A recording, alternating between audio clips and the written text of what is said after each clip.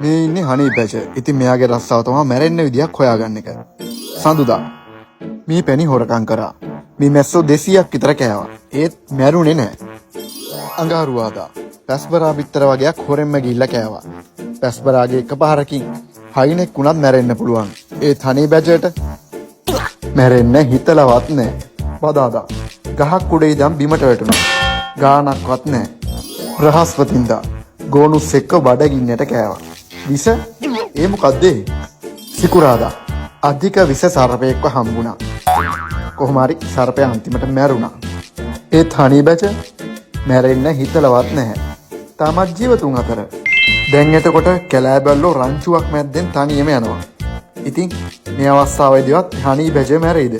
80ක දඩයන් සාර්ථක කර ගැනීමේ සම්භාවිතාවයක් තියෙන දඩයන් බල්ලෝ සෙට් එකකට තමයි මේ පාර හනී බැච අහුනේ. ඉතින් හනී බැච මැරෙයිද? පිස්සුද? හනී බැචට මේක එයාගේ ජීවිතේ තවත් එක දවසක් විතරයි.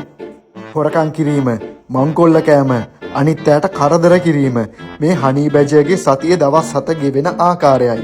හපලා බැරිම තැන කැලෑ බල්ලන්ටත් එපා වෙනවා. ඒකට හේතුව තමයි එයාගේ ඝන හම.